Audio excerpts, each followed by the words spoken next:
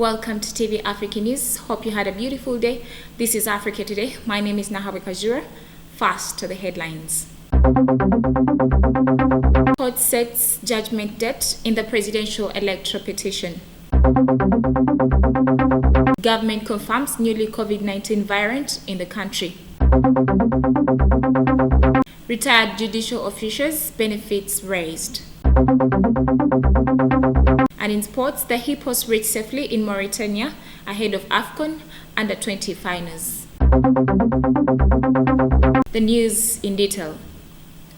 A police helicopter has crashed in the middle of the road towards the Entebbe National Airport. 2 pilots have been rescued and rushed to Chisubi Hospital. The Supreme Court has set 18th March 2021 to deliver its judgment in the presidential election petition that was filed by Robert Chagulanyi Sentamu, who was a presidential candidate in the concluded presidential elections, seeking for the annulment of the results on grounds that they were irregularities. Let's have more of the story. The 9-judge panel, led by Chief Justice Honorable Alphonse Owinyi Dolo, set the judgment date but has also given an additional time of up to Sunday 14th this month for the petitioner to file in all the affidavits needed. This was after the lead counsel of the petitioner, Medad Lubega Segona, prayed to file more affidavits since many of their people were included in this case are missing and some were only found dumped yesterday in Barada, which never gave them enough time to prepare the required documents. However, the Chief Justice Alphonse Owinyi Dolo, while according the petitioner more time, he emphasized on time already spent of 10 days off from the 45 days set for court to hear an election petition, so all parties have been advised to abide with the timings. It's on this note that he set the dates for all the matters which will prevail under this petition until the 18th day of March, when court will give its judgment. Chief Justice also directed the counsels of respondents to avail the petitioner with all the discoveries because there is no need for the petitioner to make an application just to get documents from the respondents. He further urged that the moment the affidavits are filed, they should be served immediately to the other parties to save time, and he also appealed for cooperation for both sides during the exercise. Other judges on the panel include Justice Stella Arach, Justice Pomugamba, Justice Ruby Opio Aweri, Justice Mike Chibita, the former DPP, Dr. Esther Chisachi, Justice Ezekiel Muhanguzi, Pasi Knight Tuhaise, and Justice Faith Monda.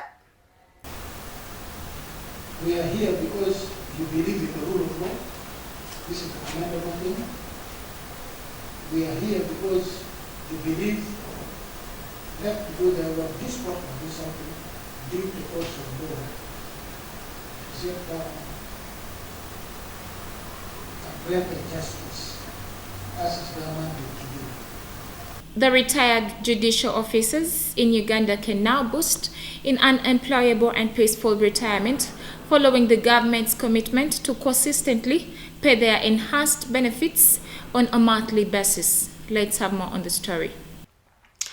According to Mr. Pius Bigirimana, the Judiciary Permanent Secretary, Secretary to the Judiciary, all beneficiaries on a monthly basis will be getting retirement benefits from January to June 2021.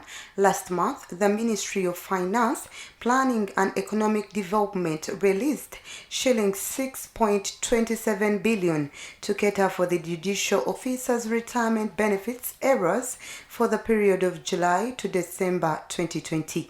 Mr. Bigirimana, while appreciating the Finance Ministry for the timely release of the funds, said the latest release would ensure that the officers retire honorably with a monthly pay by the 15th day of every month. There are 224 retired judicial officers on the Judiciary Retired Officers Payroll, and these include justices and judges, registrars and magistrates, including the retired chief justices, deputy chief justices, and principal judges. The administration of the Judiciary Act AJA 2020, which came into effect in June last year, revised the retirement benefits of all retired judicial officers, of which the enhanced benefits are exempt from tax. According to AJA, a retired Chief Justice CJ and Deputy Chief Justice DCJ are paid a monthly retirement benefit equivalent to the salary payable to a sitting CJ or DCJ for life.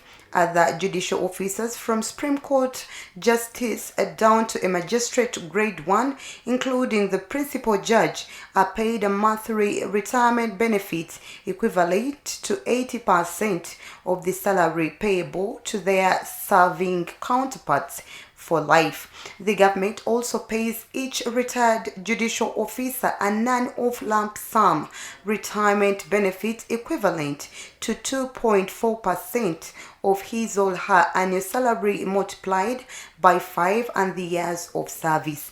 Where a judicial officer dies while in service, the families are paid the one-off lump sum retirement benefit plus the monthly pension of 15 years. Where the officer dies during retirement, the families are paid the monthly payment for the unexpired period of the 15 years. The Minister of Health, Ruth Aceng, has confirmed the virus at Uganda Media Center in Kampala, saying that they are yet to analyze the symptoms of the new virus. Let's have more on the story. The Ministry of Health has officially confirmed the newly COVID-19 variant in Uganda. According to the Minister, Honorable Dr. Ruth Aceng, the government scientists are working hard to find the symptoms and the cure. This newly COVID-19 variant was first spotted in England and South Africa, but as we talk, it has spread to other countries like Kenya. However, the minister recommends for home-based care, and so far, over 20 districts are implementing home-based treatment. Also, Minister Aceng updated the public that Uganda will receive donations on the vaccine from China, which may cut on costs of the vaccine that is soon coming. According to Minister, the phase 1 of the vaccination will include health workers, security personnel, teachers, but with underlying health conditions. Many of you will realize that COVID-19 is a new disease, and the science around it keeps on changing every day. So when you hear different information today and different information tomorrow, do not be anxious. This committee will give us advice as to when to allow the private sector. But what is most important is that our vulnerable people must be protected first. And I gave you the list of the vulnerable people, so subsequently we shall allow the private sector to bring in. But the question is, what are they bringing in?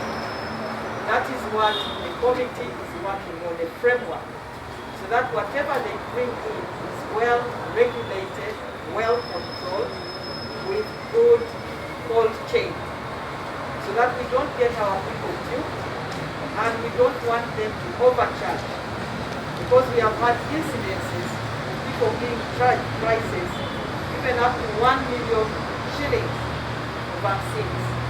That is what we are trying to have control.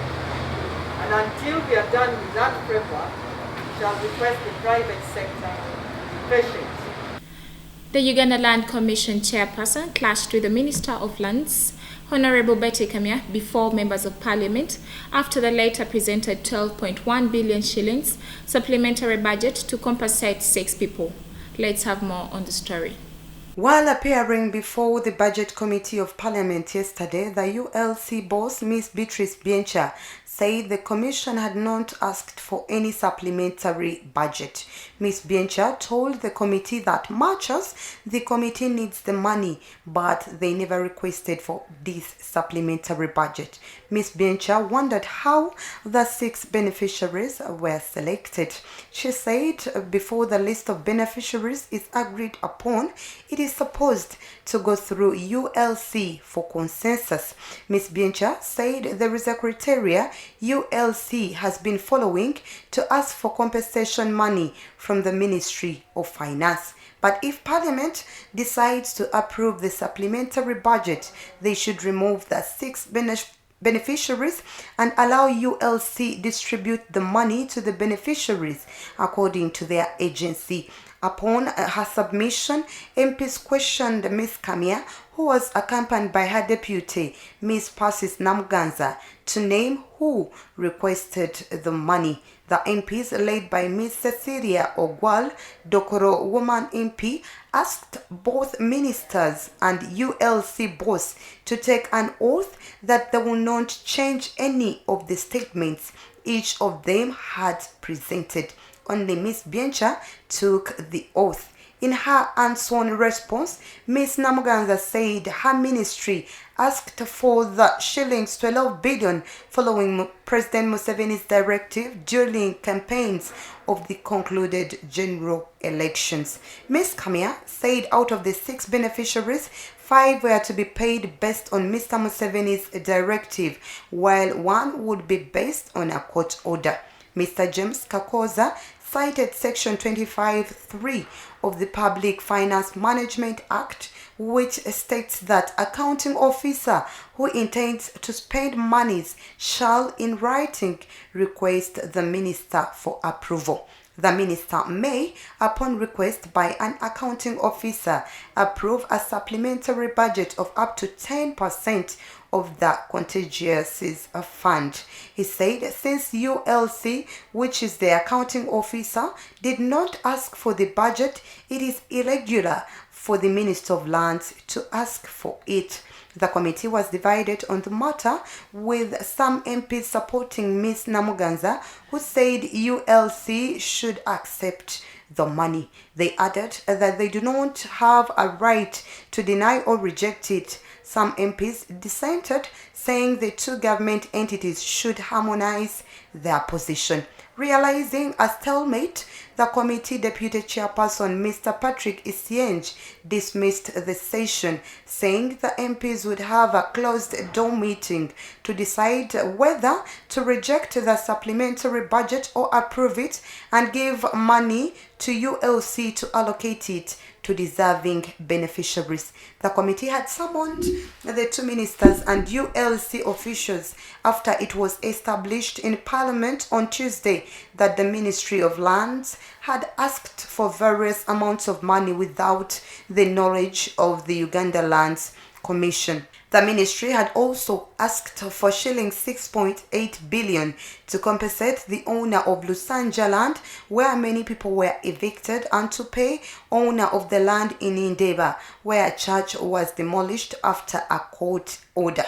The Speaker of Parliament, Ms. Rebecca Kadaga, adjourned the debate on supplementary budget to today and referred the issue to the Budget Committee to settle the differences between the Ministry of Lands and ULC. 6 beneficiaries include family of Kasia Rabu Kuru, shillings 6.43 billion, Stephen Peter Nagenda, shillings 1.06 billion, Julius Busura, shillings 1.4 billion, Natalia Namuli, shillings 1.6 billion, Isaka Rakana, shillings 125 million, and Geoffrey Mugisha, shillings 1.49 billion.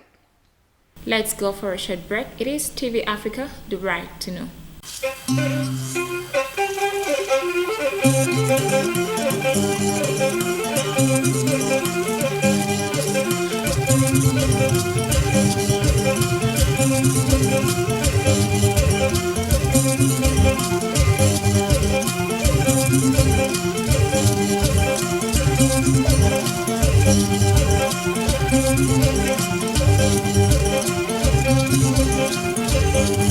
Welcome back from the break, and in our business news today, Uganda will spend a bulk of its domestic revenue on debt servicing in the next financial year as the country works to resuscitate its COVID-19 battered economy.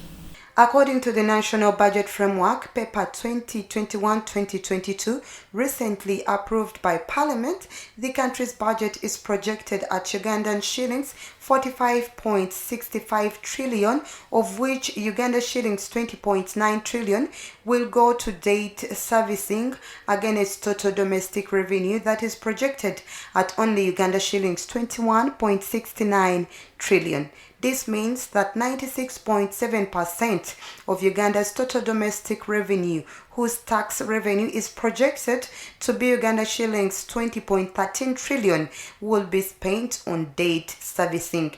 Despite signs of economic recovery in the technology and construction sectors, tax experts are worried about the cumulative impact of widespread economic downturn on tax revenue growth.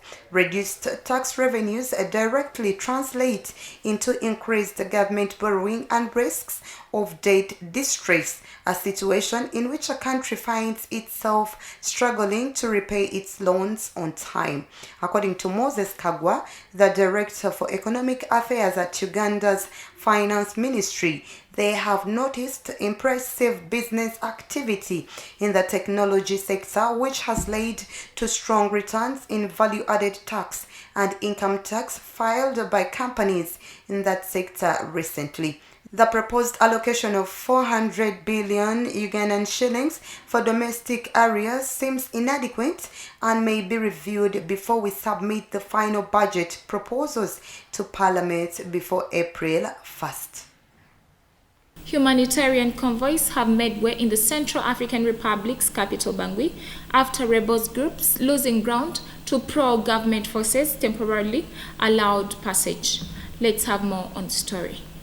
The Coalition of Patriots for Change, an alliance of 6 of the most powerful armed groups that have controlled 2/3 of the Central African Republic's 8-year civil war, said in a statement that contacts and negotiations have taken place with humanitarian providers to exceptionally open a humanitarian corridor for NGOs. Since the start of its offensive in mid-December to overthrow the regime of President Faustin Archange Touadéra, the CPC has been seeking to cut national roads 1 and 3, which are vital roads linking the capital of the landlocked country to neighboring Cameroon. The rebels attempting to suffocate Bangui, according to the UN. Since the end of January, the regular army and its allies, Rwandan soldiers and Russian paramilitaries, have been carrying out a counter-offensive of National Roads 1 and 3 axis to allow the resumption of convoys. The cities of Boda, Bowali, Bosembele, Bosaptele, Yaloke and Boa have been successively recaptured in recent days. On Monday, a first convoy of humanitarian aid had already arrived in Bangui under the escort of blue helmets after 50 days of blockade, according to the United Nations mission in Central Africa. The CAR, which ranks as the second least developed country in the world according to the UN, will be in need of humanitarian assistance and protection. 57% of the population, estimated at 4.9 million, are at risk, according to the United Nations Office for the Coordination of Humanitarian Affairs. Among them, nearly 3/4 have acute needs. And in our health news today, South Africa's planned coronavirus vaccination campaign will be launched with the Johnson & Johnson vaccine instead of the AstraZeneca vaccine, whose effectiveness is currently being questioned. South African Health Minister Zweli announced this on Wednesday. Let's have more on the story. On Sunday, South African authorities had suspended the start of an ambitious vaccination program, which was to take place in the coming days with 1 million AstraZeneca/Oxford vaccines after a study showed limited efficacy against the local variant of the virus known as 501Y.V2. According to initial results of this study, the vaccine is only 22% effective against moderate forms of the South African variant. No results are yet available on its efficacy against severe forms. Currently, South Africa, the African country hardest hit by the coronavirus, has ordered 9 million doses of Johnson & Johnson vaccine, with the first small shipment expected next week. The first shipment is likely to be used as research stock, the minister said. South African pharmaceutical company Aspen, the licensed manufacturer of the Johnson & Johnson vaccine, is very committed to accelerating production in South Africa, Zweli Mkhize added, saying the first doses would be available in April.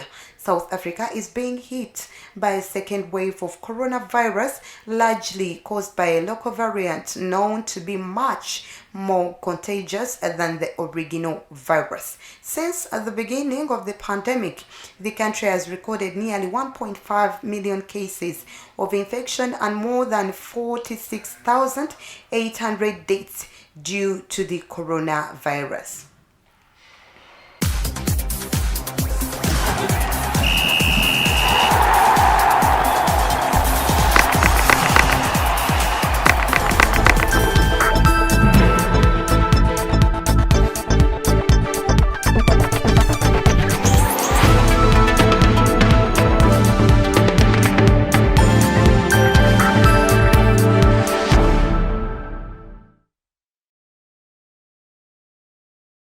And in our sports news today, Al Ahly is set to face Palmeiras Thursday afternoon in the third place final. Al Ahly was quite impressive against overwhelming European champions FC Bayern. FIFA legends Mascherano and Julio Cesar lauded the Africa club champions and spoke glowingly of the quality of Egyptian football. The Hippos will conduct the first training today, which is Thursday, at 3 p.m., which is 6 p.m. Ugandan time. The team arrived safely in Nouakchott, Mauritania at 2:30 a.m., which is 5 a.m. Ugandan time, and it's accommodated at Sunset Hotel. Jackson, the team manager of the Hippos under 20.